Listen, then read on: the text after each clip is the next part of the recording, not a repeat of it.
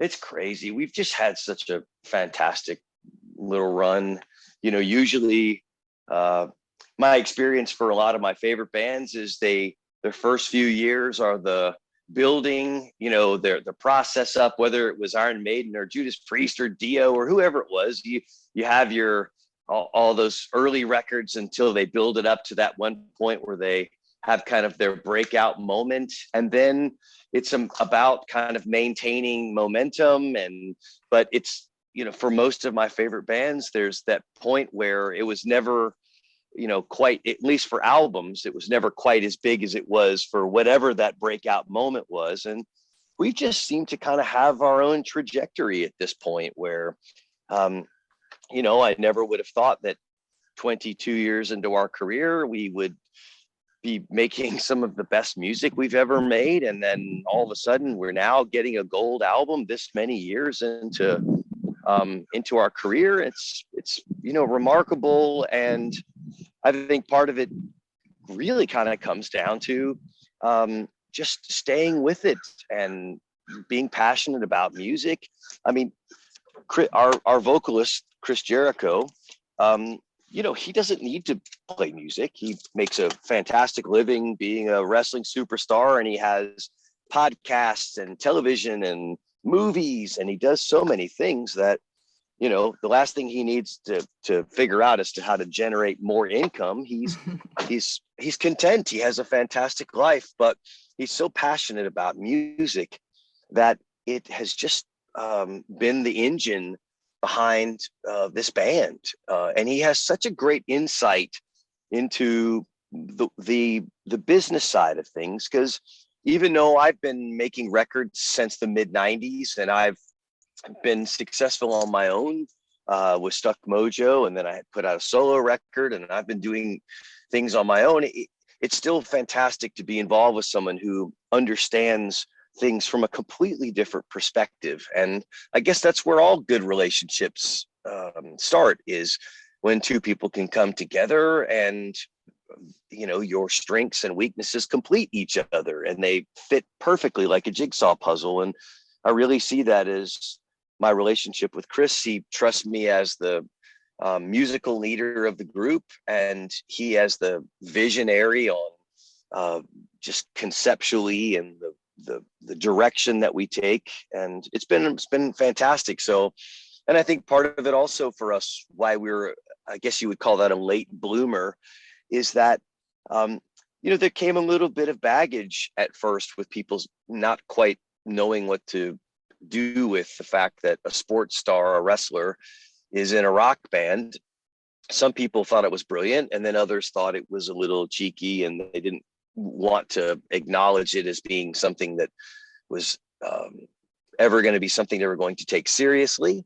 And I think the longer that we stayed in there, and the longer that we worked hard, and that we just showed that this was a real passion project for all of us, the more that we slowly won them over, like Rocky IV, when he won the Russians over. Just showing passion. People react to that. And there's enough stuff out there where you can tell where musicians are a little going through the motions. I won't name names, but we've all seen them where the last tour seemed to be better than this tour, the last album seemed to be better than this album. And a lot of times that just comes down to a lack of passion, or a lack of just desire to want to best what you did the last time. And people's priorities change. They're buying a new house, and they have children, and things, just life gets in the way the older that we get. So a lot of times these aging musicians, it's important for there to at least be a producer or a manager or someone that can help keep things on track. And we're lucky that our puzzle just has worked, and that I can be that musical resource and drive there. And then we added our new producer, Johnny Andrews, who brought a whole new life to the band. And our manager has been with us from the very beginning. He actually managed Stuck Mojo from the very infancy of that band as well. So I've been with him now for 30 years. And we just have this fantastic team. And that's a lot of times what it takes. Any relationship is difficult. But when you put the right team on the pitch every day, your chances of being successful are obviously going to be much better.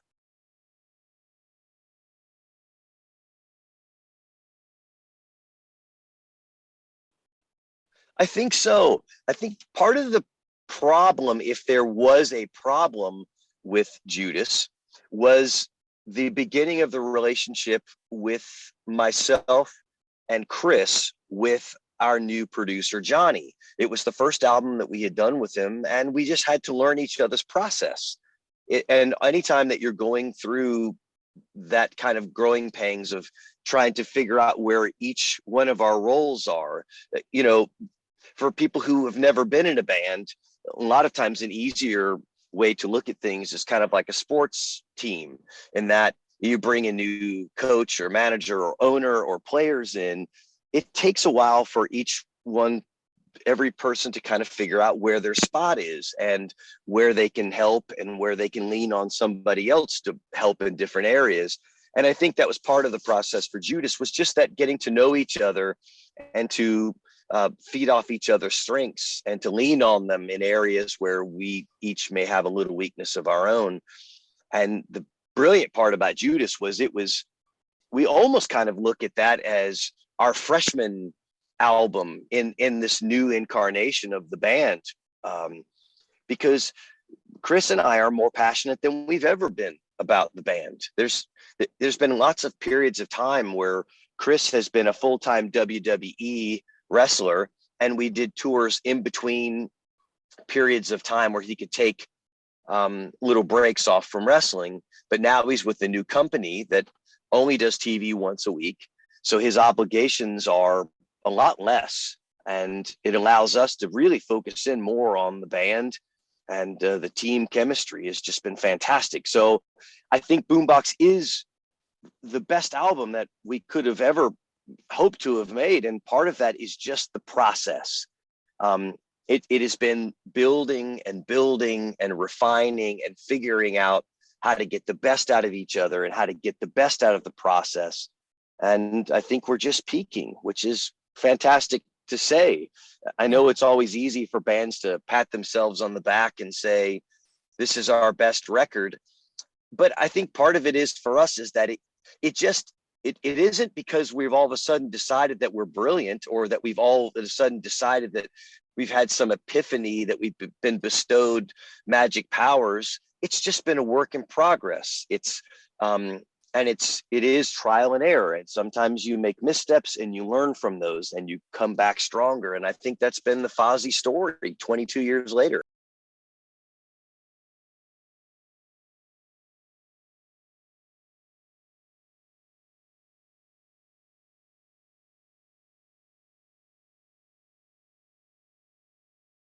I can only speak for myself in that I need inspiration. You know, the world is a complex and challenging and painful, and it can just be so hard to navigate, because although there are lots of self-help books, we're all different. So one self-help book may work for you, but not for me. And so we're all just in a process of trying to figure it all out. And that's, I think, part of the joy of life, is just that it's the journey and the highs and the lows. And I know when I'm, looking for something to, make sense of stuff, I like it when I hear something that just puts a smile on my face. And sometimes it's an old Motown love song, and sometimes it's a good 80s rocker, from Blizzard of Oz. And then sometimes it's a Peter Gabriel song, and sometimes it's a movie. And I think that sometimes just escapism in its purest form, in music or movie or any type of entertainment, I think that's kind of our job as performers and writers, is to create some escapism and also instill a sense of hope, or leaving these kind of breadcrumbs.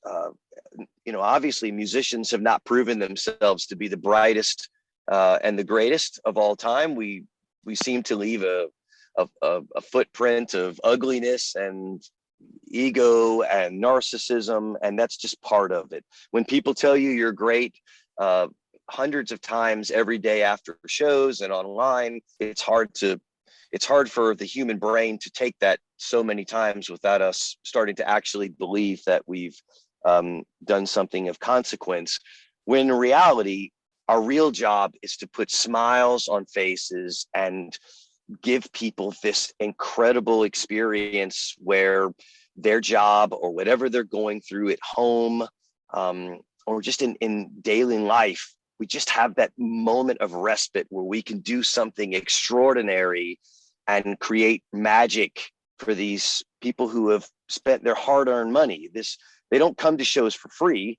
People go to work, they work hard, and they put some of it aside every week or every month or every year to go see a concert or go to see a sporting event or go see a movie. And I don't take that lightly. I want to say thank you to their investment in my band by giving them everything I can and being as good as I can be. And if we have a moment like I Still Burn, where we can say something inspiring based on some experiences that we have had and some things that have helped us grow and some things that have helped us get through some rough times, if that's something that can help somebody else, then that's just extra chocolatey goodness on top of the cake.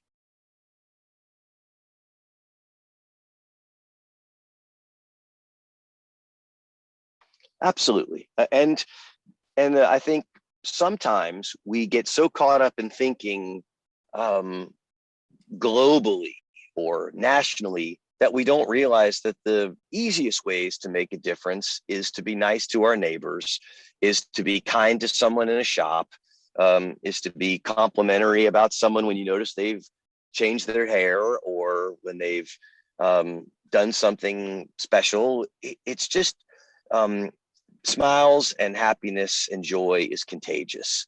And the more that you can remember that life is not just about you, that if you can get outside of your own issues, that sometimes that when you're feeling down, if you can just say something nice or do something nice for somebody else, it actually energizes us in the process, because kindness is a trait that's infectious. And when we show kindness, it makes us feel like our purpose on this planet is not just to clock in and go to work and put food on the table, but also to just do those little things that we can do. And if we've made 4 people happy every day, those 4 people may then do the same, and it just spreads. I mean, the idea that you and I can change the world is probably naive, but we can change people around us, and that's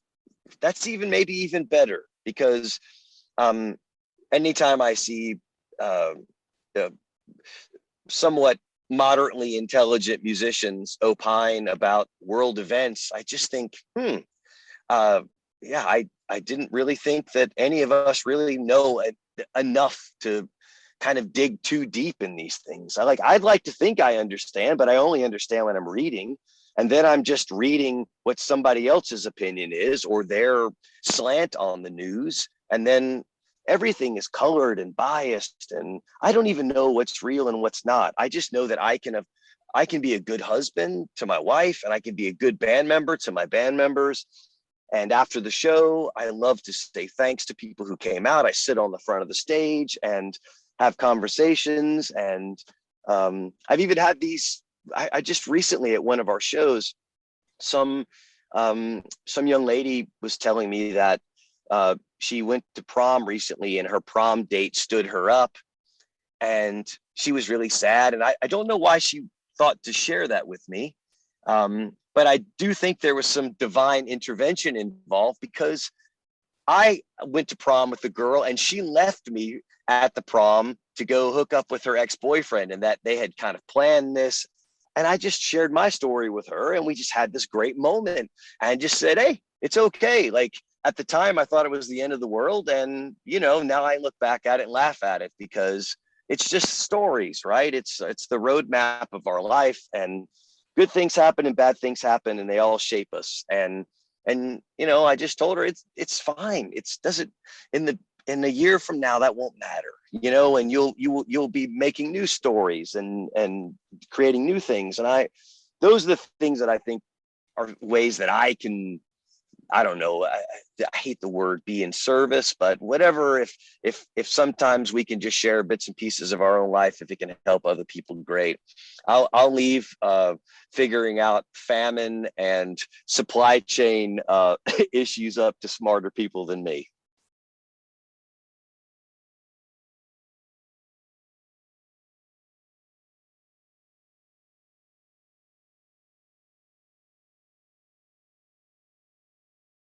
Absolutely.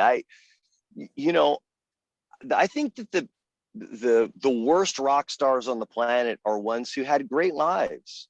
I mean, you know, when you show me somebody who's had two awesome parents who made them do their homework, and you know, they just had, life was just really good. And I'll show you somebody who doesn't have a fantastic story, or doesn't have pain or struggle and strife to relate to in songs. It just doesn't mean you can't sing or play guitar or play drums. It just means that it's going to be difficult because all great art comes from a place. And I say great art in quotations. There's plenty of fantastic songs that were written that people love, pop songs that are shallow and are just kind of like marshmallows. They taste great, but you don't really remember it after you've eaten it because it didn't leave a big impression. But a big complex meal that is deep with flavor, that sticks with you for a while, you know, that was created with love and care and a passionate chef. And I think my story has helped me. You know, I moved out of my house when I was 16 years old and moved into my friend's house basement that was an unfinished basement. And I remember the next day of school, after I'd kind of run away and done that, I was thinking, how am I going to pay for my school lunch? Like I hadn't even processed what was the next step in taking care of myself. I had no money, I had nothing. And then the harsh reality of, wow, I may have thought it was rough, but now I don't know how I'm going to eat. And should I ask my friend's parents for money to eat? I just, and then when, you know, fast forward 3 or 4 years, I was living in a storage shed, which was our rehearsal space for Stuck Mojo. All of us were living in the same place with no bathroom. We used to shower with a hose over a fence. It was in an industrial area. I didn't think anything of it. I didn't think it was rough. I didn't whine about it. I just thought, this is where I am. And part of it made me, I hate, this word means lots of things to others, but it made me kind of hard, made me tough. It made me realize that I was only going to get what I made for myself. There were going to be no handouts. There were no government grants for rap rock music in 1991. There were no people who were going to help us. We were just going to have to do this for ourselves. And it made us, I even remember fast forward 3 or 4 years later, when we started to really make our way as a band in Stuck Mojo. We were on tour supporting Typo Negative, and the opening band, we were the middle band, and the opening band was a band called Drain STH, all-female band from Sweden. And they were in a tour bus, and Typo Negative had 2 tour buses, and we were in an old van. And I remember just how it inspired us, not because we wanted to be in a bus. It made us like we were these hungry dogs that just wanted to go with visceral animal instincts and just crush the stage. And in our minds, we had kind of role played these, look at these soft people riding around in these $1 million buses. And now 25 years later, I'm soft riding around in $1 million buses. And I have to figure out new ways to stay hard. I have to figure out new ways to stay inspired, to make sure not to get soft, to make sure that I can put on the type of performances that our fans deserve, because there you can get complacent with success. And I've seen some of my heroes over the years become complacent, and I'm constantly figuring out new ways to inspire myself so that I can continue to be a better version of myself, on stage and making records. So I think that's to have a super long version of your question. I think it's always where we've come from to be important to remember that, none of this came easy.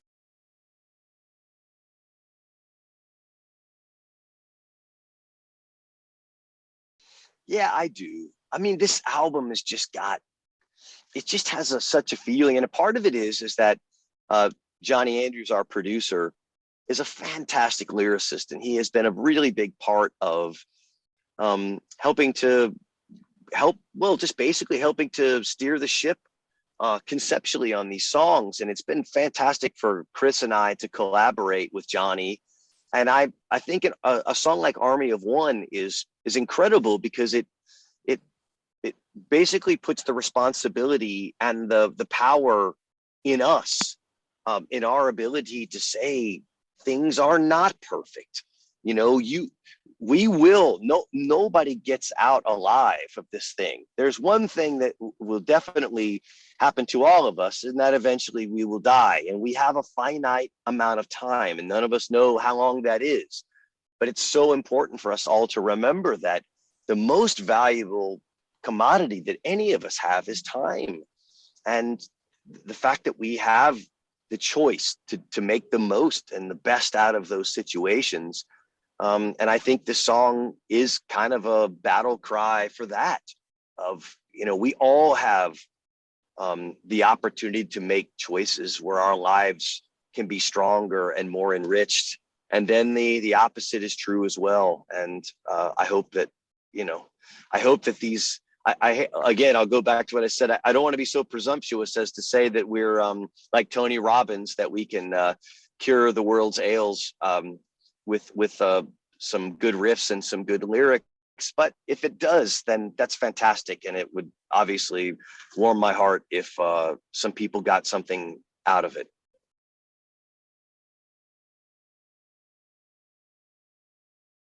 Well, there's time for teamwork, and then there's time for individual achievement. And I think there are benefits in both, because at the end of the day, it's that you're putting a band on stage. So you're only as good as what whatever member in the band is. If he's struggling or she's struggling, being able to lean on each other to help us through it. I mean, that's the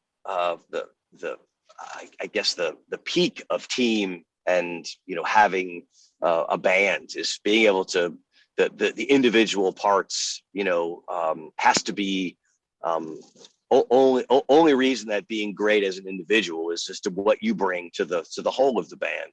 So, but I still think being an army of one is great, because your band is not going to be able to be there for you at every step of the way. You're going to have to go through tough things on your own, and you're going to have to make those decisions. And you can lean on your friends and your family and your mates, but ultimately those decisions are down to you.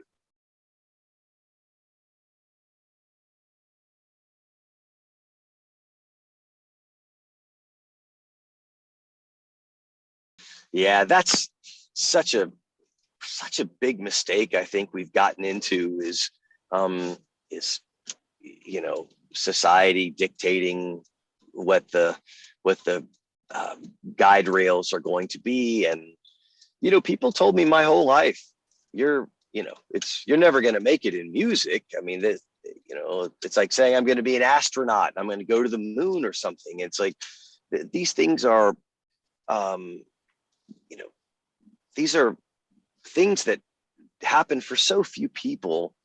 And but I always told people, I don't care if I'm famous. I love playing guitar, and I want to be in a band. Like, people kept telling me, you're not going to be able to make a living doing it. I was like, well, my goal is not to make a living being it. You don't understand. It's like something, it's like playing soccer or playing golf. I love this. This is what I want to do. And well, you're going to have a backup plan. And you're going to need to figure out how you're going to pay your bills. And I just said, yeah, everybody does. That's life. If you're going to go to university to learn to be an engineer, you still have to figure out how to pay your bills while you're putting yourself through school and you're getting a job. I think sometimes older people and people in society like to discourage people from doing grand and great things because maybe I don't know, maybe they look back in their life and think, maybe I should have taken that risk. Maybe I should have started my own business instead of doing this or doing that. And their regret, they are projecting on other people. So, you know, the last thing that an unhappy person wants to see is somebody else be happy. It's weird how miserable people just like to be surrounded by other miserable people because it makes them feel like then it's normal, right? If that's why people don't want to drink by themselves, or they don't want to, people like to be around people who are sharing similar attributes. Happy people seek other happy people. I think it's tribal in nature that we seek things that feel more that resonate with where we are in life. And I think maybe part of why society does that is just out of, maybe, and I've never even thought about it, but as I'm kind of saying it, it kind of makes sense to me that people who maybe have a little bit of regret would not want to see other people succeed and follow their dreams. So, in any case, life, like I said, excuse me one second. Hey guys, just give me a minute. I'm doing an interview. Thank you. So, again, I don't want to feel like Tony Robbins or some type of self-help guru, but I do think that you're just going to have to follow your own path. And then if it doesn't work out, then you tried it. Think about all the millions of people who thought they were going to play for Manchester United or thought they were going to play for the New York Yankees or, we're going to be like, Tom Cruise. Everybody has dreams and you just have to know when it's time to pack it in on the dreams. And you could still do it if you're passionate about it. You can still act or you can still play sports for fun. And maybe you just have a job in the meanwhile, and on the weekends you go play shows or you pick up an amateur league playing soccer. There's no reason why you have to quit doing your passion. It just may mean that you just can't do it for a living.